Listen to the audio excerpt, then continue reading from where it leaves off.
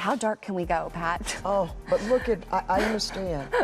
But look at where you've come. Nothing is off the table when it comes to Victoria Garrick Browne. There is a mental health crisis in general for young people, but also uniquely for student athletes. She faced her own battles while playing volleyball at USC, from worsening anxiety and depression to an eating disorder. It wasn't until the encouragement and a heart-to-heart conversation with a teammate which gave me the confidence to begin to see a therapist. Now she's turned her struggles into inspiring success, launching multiple platforms to break the stigma surrounding mental health. I've really worked on myself.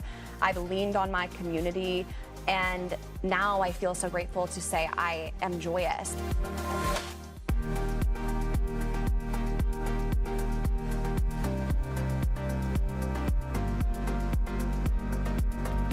Welcome to The Conversation with Pat Harvey. I'm Pat Harvey, and in this new series, I'll dive into various topics and issues with my guests in a more intimate and unfiltered setting.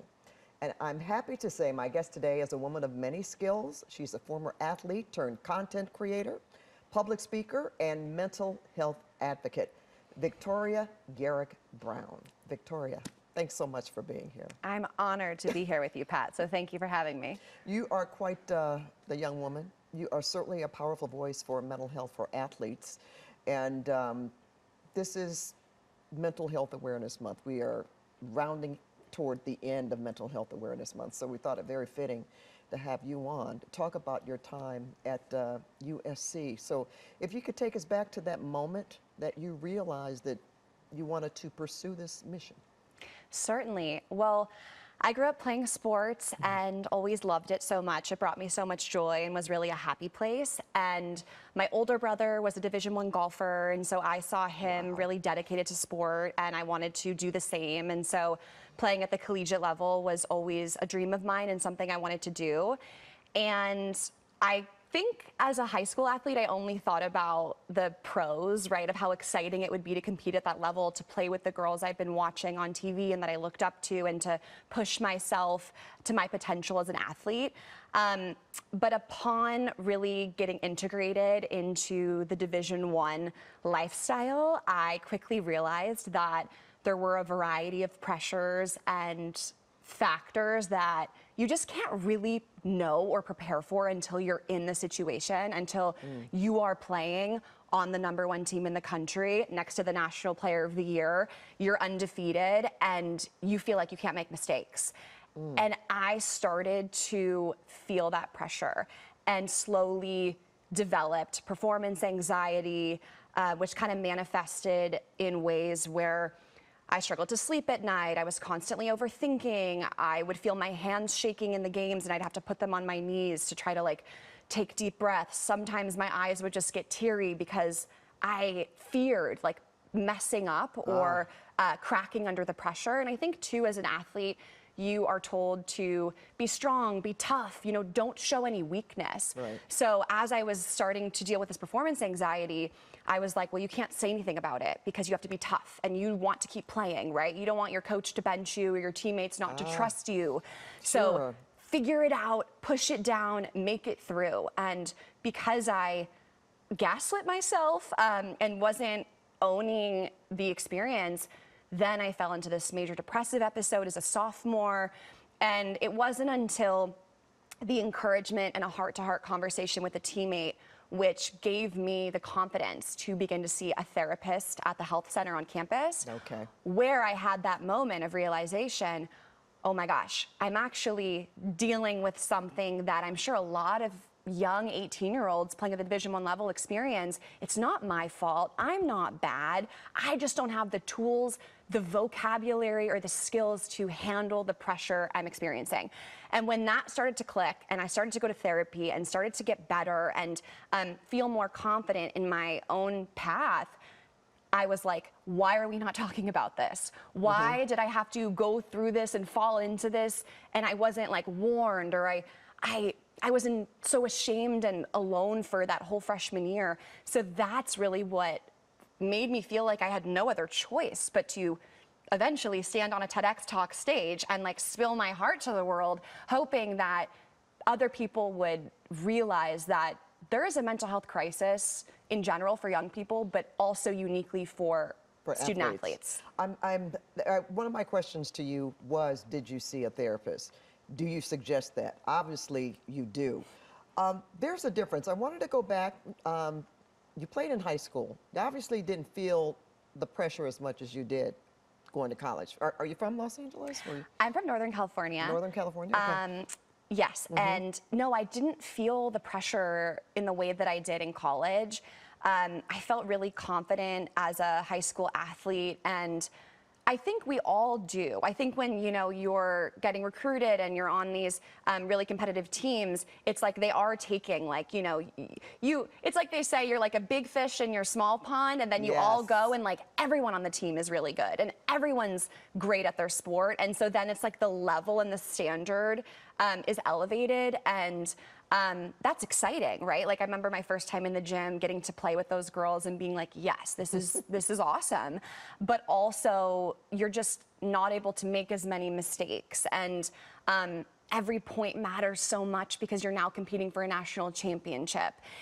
It's really funny to think about, like a young 18-year-old freshman, and then you're playing with a senior who's like, you know, 21, and they've had 3 years of this under their belt, and you're literally a baby, you know, like, right. and so that also added to the pressure of the competition. Yeah, and I do think looking back on this, a lot of it is like self-imposed, right? I look back on my struggle and the pressure I put on myself to be perfect, and it was, yes, my environment was demanding and it was clear, like the level we need to perform at, but that's also what comes with being a Division I athlete. Like that is what comes along with it. But I hadn't done the work to be like, okay, this is a symptom of my anxiety. This is the journaling exercise or the breathing skill. Yeah, because how would you know? Exactly. Unless when you talk to that teammate that said maybe you should talk to somebody, that's not something that just comes to mind when you're playing at that level and you're in college, you're competing. Yeah. So why would you think, oh, maybe I really do need, there could be something a bit more serious than how I'm taking this, but you obviously went to the next level. And this was in 2015 Okay, when we weren't having this conversation. Correct. You couldn't see a Simone Biles Instagram post about her going to therapy. Right. We didn't have the conversation we're seeing now, which is amazing. I'm so happy that you can Google athlete mental health and find copious amounts of articles and probably your idol talking about their mental health in some way. In 2015, the conversation wasn't really being had. I remember finding I think it was two things. One of them was, I might be mixed up on the years, but one of them was Kevin Love's Players Tribune article. I think it was my sophomore year, but that was game changing. That's a NBA champion talking about a panic attack. So that's why I think I felt more hesitant, and it took me a year to talk to a teammate to find out that she was actually seeking help, and I had no idea because we weren't talking about these things. Right. How profound is it then that you decided to do a TED Talk? And I watched it. You made yourself vulnerable on a public stage, and I really noticed when you asked everybody in the audience, raise your hand if you feel you have something going on, whether you're feeling depressed or some kind of anxiety. And your response was also interesting. What gave you the courage to do that? You know, what made you decide, okay, I'm going to stand up here in front of probably some people you went to school with and tell them I've had some issues, or I'm having some issues, but I'm dealing with it, and you probably do too. Yeah. I feel really grateful that the path I'm on now and what I get to do now really was born out of a genuine passion for this mission. I didn't go to college thinking this was the path. I'm going to be a content creator and I'm going to found a nonprofit called The Hidden Opponent, and I'm going to talk about these issues. I went for journalism, so I aspired. That's right, you did some internships. Pat Harvey, yes, I did. And it was covering sports journalism, but then realizing that as an athlete myself, I wanted to talk about not the scoreboard, not who won the game, but how I was doing that day, what I was struggling with. And so when I saw that TEDx was coming to USC and I could try out to give this TEDx talk, it literally just felt like I had to. Simple as that. I remember that the theme that year was, I want to say, about tech or new age innovation, and I was like, I don't care. I'm submitting for athlete mental health because we have to talk about this. And as far as getting up on that stage and sharing my story, you know, I just knew it needed to be done because I thought about the athletes around the world who might be feeling the way I was in their twin bed in their dorm room, crying. I love how you said that. Yeah, Googling, why don't I love my sport anymore? Why am I depressed? Why do I feel this way? And not finding answers. I wanted to know this video will appear and be an answer. And one more thing I'll say is my parents are so supportive. They're my biggest fans. It was 2015. We weren't talking about depression and suicidal ideation the way that we are now. And I remember when I was kind of rehearsing with my parents, them saying, you know, are you sure? Because this will be on the internet for the rest of your life. Like, your future employers will see this, was like a line that they shared with me.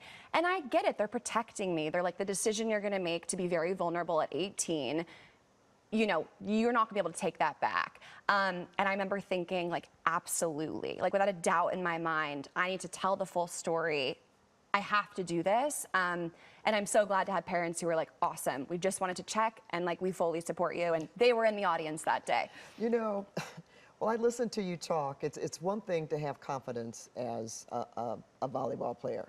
That's my favorite sport, by the way. Ooh, love it. No, seriously. We got to go to a USC game together. You got it. But I really, listening to how confident you are now and the beginning of deciding to do a tech talk, which is a big deal. Like you say, it's out there for everybody to see. It's just amazing in your transformation, and I'm glad to hear you say that your parents supported you. And it's one thing to have that kind of, you know, touch and feel of the people that you love most and they love you, that are 100% behind you. Mm-hmm. You also had, and we're going to talk about hidden opponent, though, as you call it, THO, but you also had another struggle, an eating disorder. Can you talk about that? Definitely. Was that the same time? Yeah, I had a whole melting pot of issues, Pat. It all just kind of came crumbling down.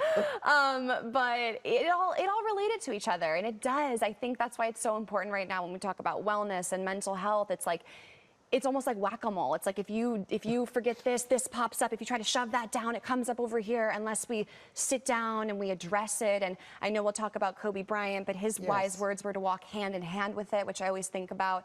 But yeah, I was dealing with the anxiety and also the pressure to look a certain way, and I was gaining weight and gaining muscle. Of course, I was now competing at this level and I needed to be stronger and have greater endurance.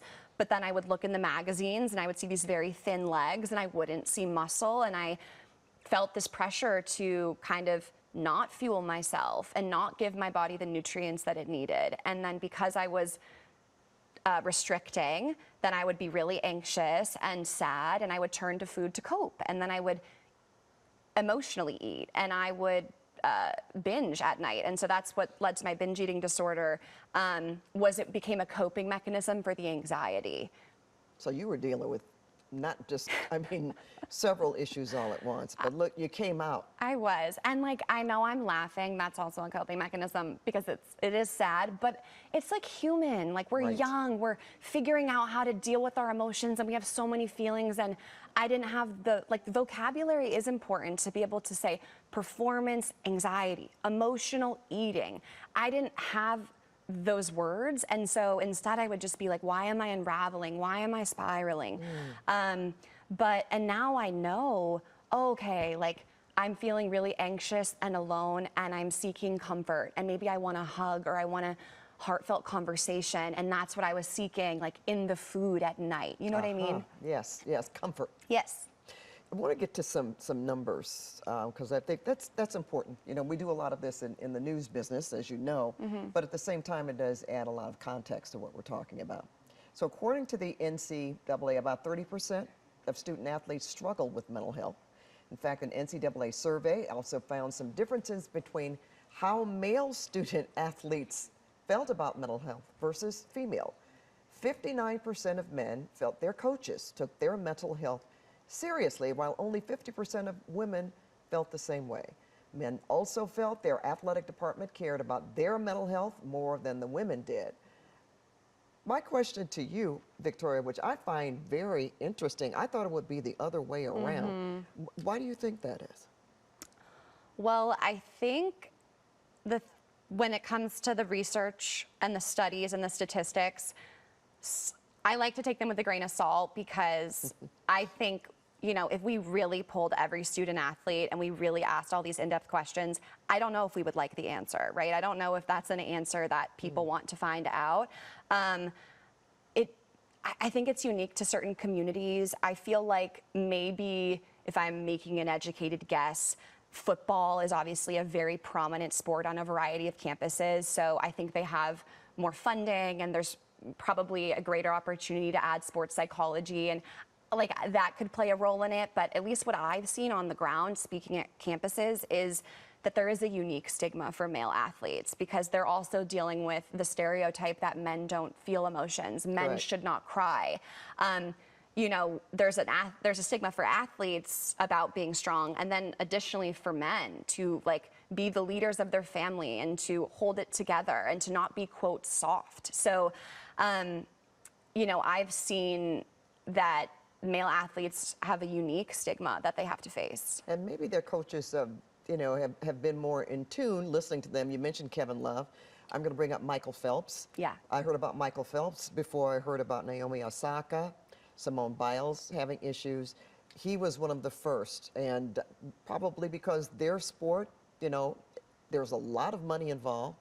Not that there aren't in women's sports, obviously, especially now, but maybe that's just me thinking out loud that maybe that's why there was more attention being paid. And the Michael Phelps advocacy is just tremendous. He is the most decorated Olympian of all time. And to have the most decorated Olympian of all time be on the face of these commercials for therapy and for seeking help, Correct. It is life-changing. I agree with you. I took notice, that's for sure. Well, since your time at USC, you have really soared in the social media space. Now we're going to talk about Hidden Opponent. That's a nonprofit that you started 5 years ago. I know it's wonderful because I know one of your board members, so I know it's great.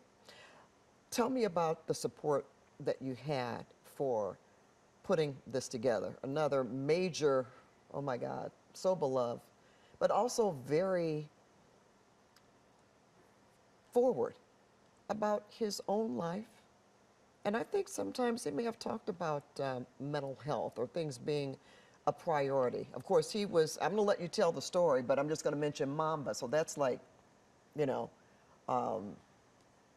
can beat that? I mean, that is something, that's aspiring to something greater. But he was also very philosophical in who he studied. So I'm going to let you talk about Kobe and your organization. We were super grateful to receive Kobe Bryant's support in our very early days. I met him at USC when I got to ask him a question in front of the whole school. Pretty much came out. Of course, Kobe Bryant's on campus. Everyone's like, we're skipping class and we're going to go listen to Kobe Bryant. And I got to ask him about mental health and what he thought about Kevin Love coming forward and DeMar DeRozan coming forward. And he gave such a beautiful answer and talked about it's important to own what we're going through, to walk hand in hand with it, to face it. And that was when we first met.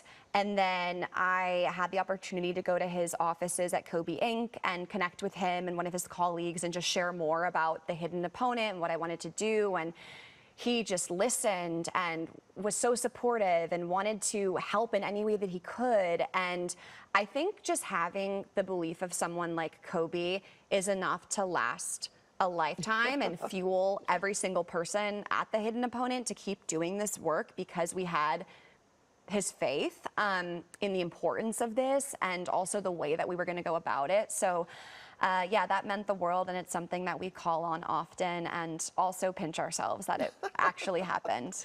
But he had to think a heck of a lot of you, to do that follow-up meeting and decide that he's going to get behind the Hidden Opponent. So don't take anything away from yourself. Really, I'm listening to your story and thinking, wow, look at what you've accomplished.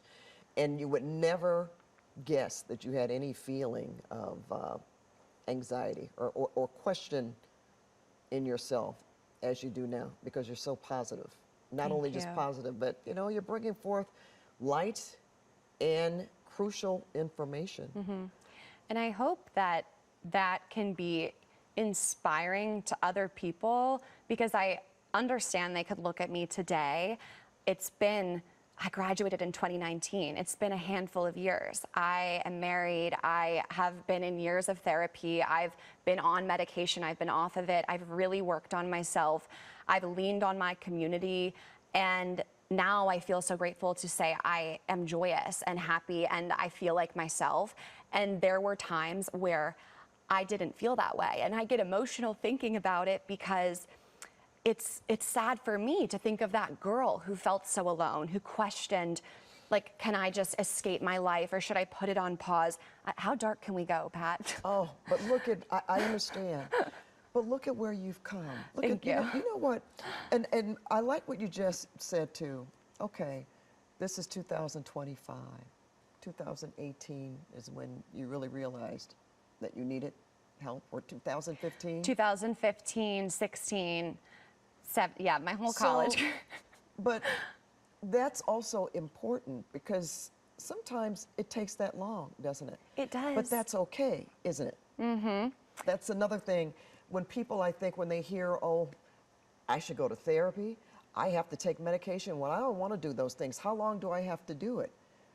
Are those the questions you really should be asking yourself? But is it okay to say, don't know how long it will take, but it could take the rest of your life?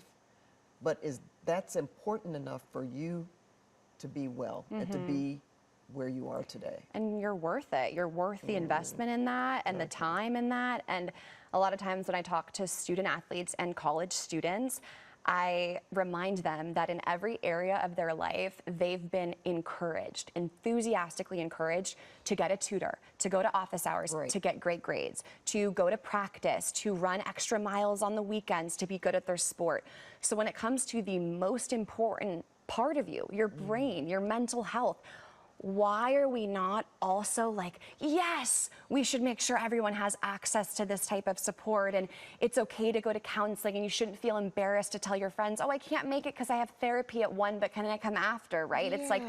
to really own that working on yourself is a privilege, and if you have the ability to do it, I think it's like our duty to help ourselves, to make the world a better place. So it's nothing to feel ashamed of. And there's so many more resources than we've had before. There and the is. fact that there are people like you, Victoria, that are talking to not just to young people, but you know, anybody. They could be somebody my age that decided at this moment, yeah, well, maybe that's what I've been experiencing and I never knew what it was. Maybe I need to look into that. That's a big deal. It is. Now, through your advocacy, though, you've met so many different people. Tell me some of the positive changes that you have seen. Let's narrow it to women's sports. And there's been a lot, Yeah. that's for sure. I mean, the first thing that comes to mind is obviously Simone Biles' advocacy. The fact that at this past Olympic Games in Paris, she posted, and I think it said, I love mental health, or I love my therapist. She was very vocal about how while she was competing in this Olympic Games, she was also on Zoom sessions with her therapist. It was in her documentary on Netflix. And that was incredible to watch, to see that she had this insane comeback to get her gold medal status and that all around, and to give so much credit to the mental work she's done, not just the physical work.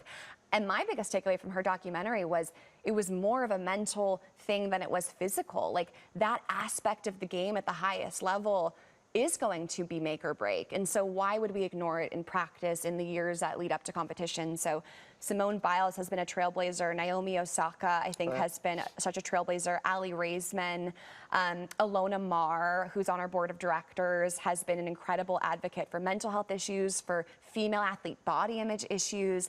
So Oh, yeah, that's a whole body shaming. yeah, Okay.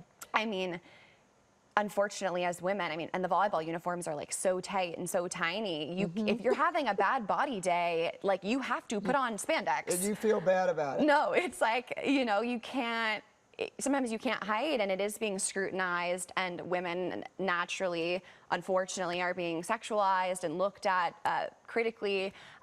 So Yeah, even honestly, to see Alona Mar on Dancing with the Stars I loved it because, you know, I felt that pressure of, oh, women should be dainty and soft and be little feathers.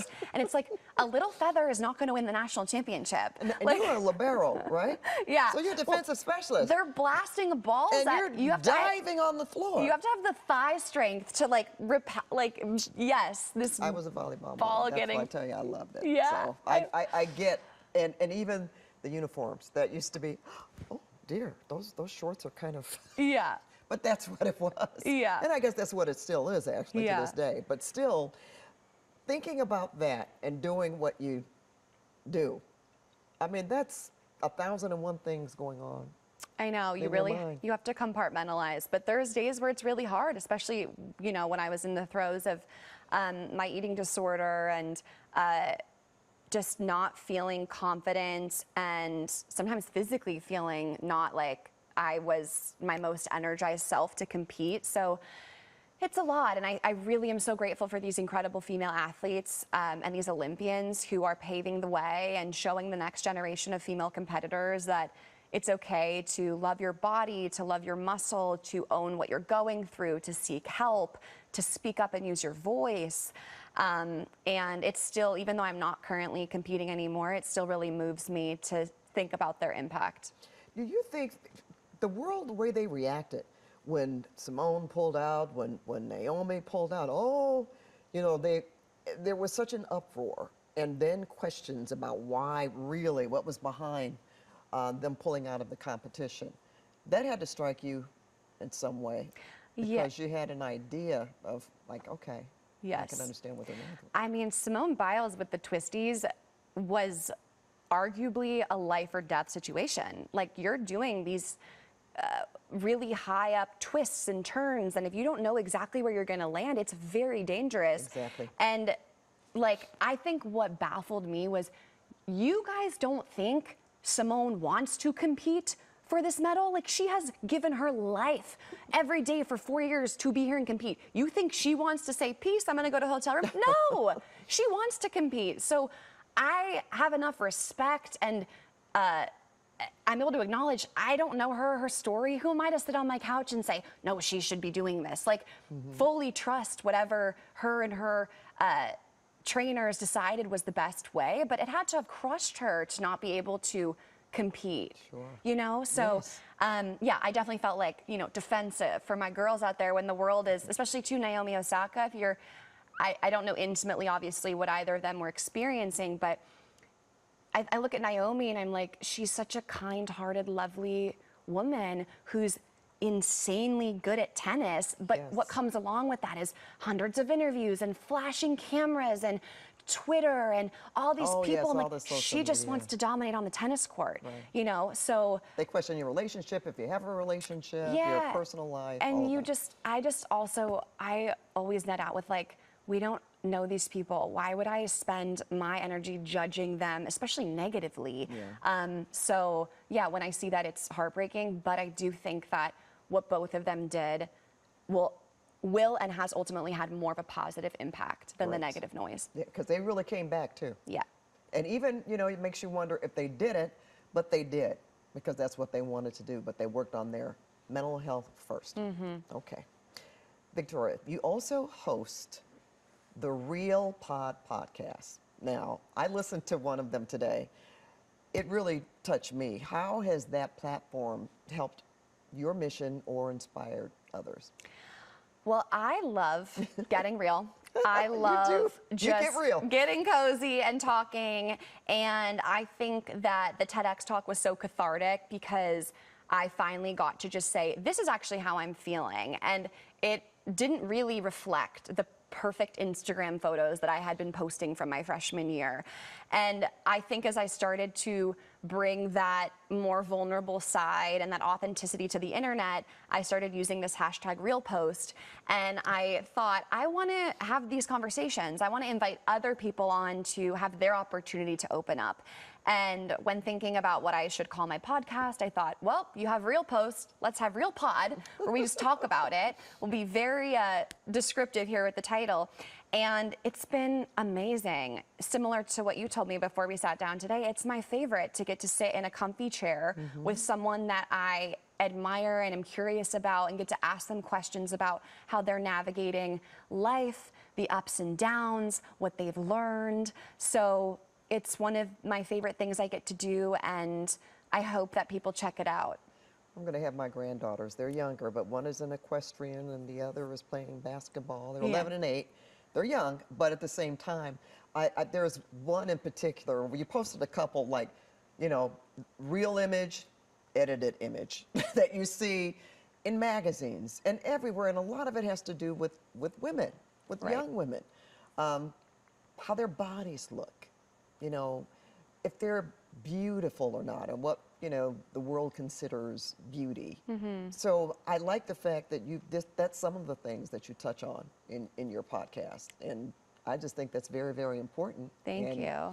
Coming from you, that makes it even more real because you are. I like to expose what's possible with filters and Facetune and Photoshop, because so many people just consume social media and compare themselves and feel like my skin's not good enough, my waist isn't small enough, my face isn't pretty enough. But is what you're looking at even real? And most of the time it's not. It has a filter on it, it's been edited in some way. And I know because I used to do that. I used to edit and tweak and perfect my images because I didn't feel good in my skin, and I felt the pressure to compete with that perfect image on Instagram. So the more attention I can bring to that to help people start to question, I'm beautiful the way that I am, and I don't have the full picture comparing myself to this photo or this video on the internet, I think is really important, and that's why I like to do it. And those are actually some components that could add to a person's unwellness and when it comes to mental health, because they feel they don't live up to the images that they see on social media. I highly recommend for anyone who's feeling like they're in a funk with their mindset, or they're just feeling down, a break from technology is so powerful.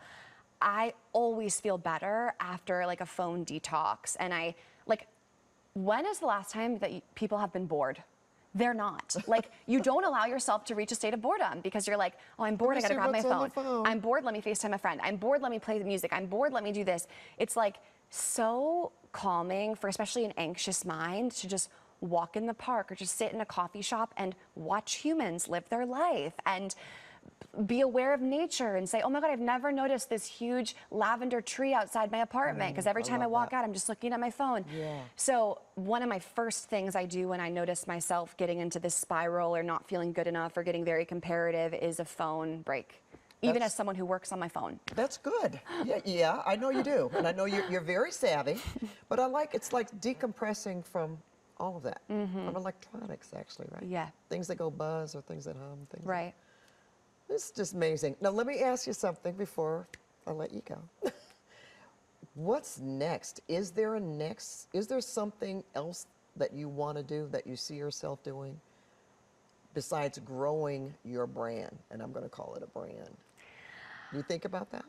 I do think about that.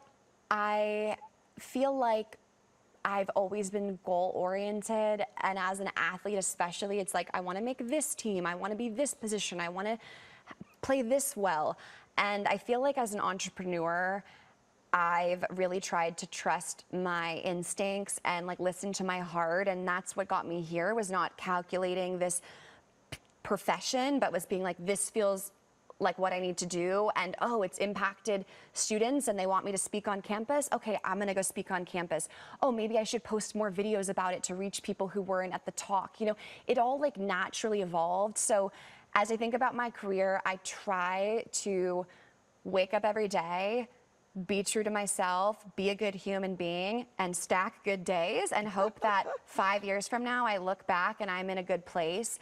Because sometimes I think we can set a goal like, oh, I'm gonna write a book, and then something comes up and you're like, nope, not gonna do that because a year ago I said 3 years from now I'm gonna have a book out. It's like, but is that what you wanna do? So I try to remain present and make sure that the projects I'm working on I'm passionate about. But I do have a project coming out in the fall that I'm hoping will help be an aid for people who are looking to achieve more of a balanced life while still accomplishing their goals. Can you talk about it now? What I can say is that I've thought intimately about how I do like to achieve a lot and do a lot work-wise, but also prioritize my mental health.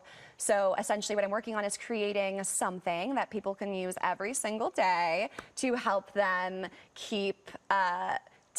monitor their tasks and what they want to accomplish while also ensuring that mental health stays a priority. Wow. Well, okay. You have to come back then so you can tell me more about that Yes. when it's the right time. But I think that's fantastic. And I'm just going to go back to what you said at the beginning when I asked you, what did you really want to do? And you said, well, I was studying journalism. So you've done that. You've taken it, though, to another level of really helping people.